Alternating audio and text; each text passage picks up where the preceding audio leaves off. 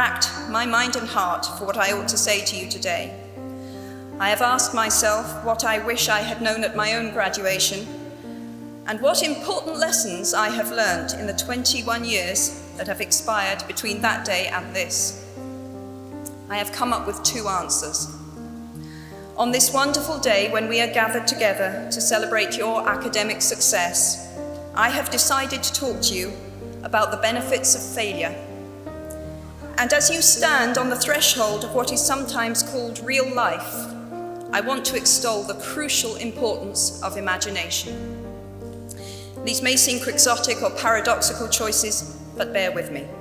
Looking back at the 21-year-old that I was at graduation is a slightly uncomfortable experience for the 42-year-old that she has become. Half my lifetime ago, I was striking an uneasy balance between the ambition I had for myself and what those closest to me expected of me. I was convinced that the only thing I wanted to do, ever, was write novels.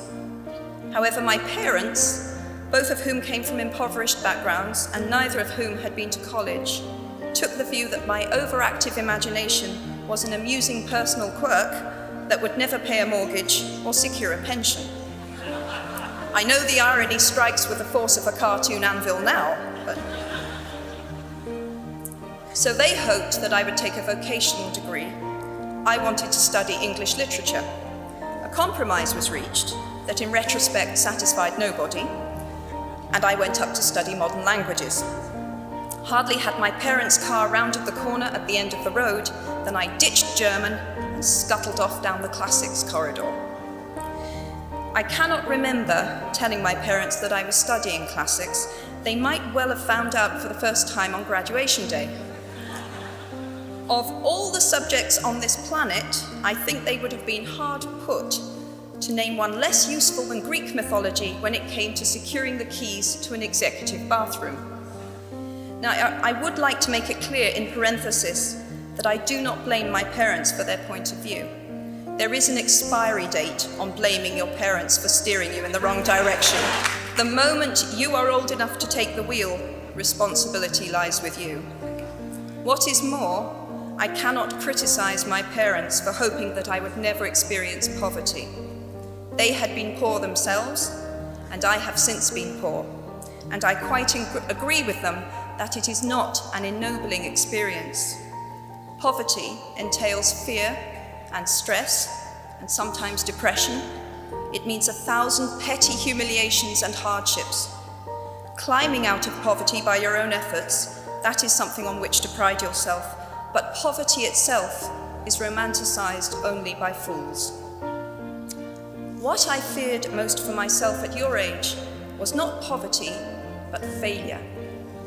At your age, in spite of a distinct lack of motivation at university, where I had spent far too long in the coffee bar writing stories and far too little time at lectures, I had a knack for passing examinations, and that, for years, had been the measure of success in my life and that of my peers. Now, I am not dull enough to suppose that because you are young, gifted, and well-educated, you have never known heartbreak, hardship, or heartache. Talent and intelligence never yet inoculated anyone against the caprice of the fates, and I do not for a moment suppose that everyone here has enjoyed an existence of unruffled privilege and contentment. However, the fact that you are graduating from Harvard suggests that you are not very well acquainted with failure. You might be driven by a fear of failure quite as much as a desire for success. Indeed, your conception of failure might not be too far removed from the average person's idea of success. So high have you already flown. Ultimately, we all have to decide for ourselves what constitutes failure. But the world is quite eager to give you a set of criteria if you let it. So I think it fair to say that by any conventional measure, a mere 7 years after my graduation day, I had failed on an epic scale. An exceptionally short-lived marriage had imploded, and I was jobless, a lone parent, and as poor as it is possible to be in modern Britain, without being homeless. The fears that my parents had had for me and that I had had for myself had both come to pass. And by every usual standard, I was the biggest failure I knew. Now, I'm not going to stand here and tell you that failure is fun. That period of my life was a dark one, and I had no idea that there was going to be what the press has since represented as a kind of fairy tale resolution. I had no idea then how far the tunnel extended, and for a long time, any light at the end of it was a hope rather than a reality. So why do I talk about the benefits of failure? Simply because failure meant a stripping away of the inessential. I stopped pretending to myself that I was anything other than what I was, and began to direct all my energy into finishing the only work that mattered to me. Had I really succeeded at anything else, I might never have found the determination to succeed in the one arena where I believed I truly belonged.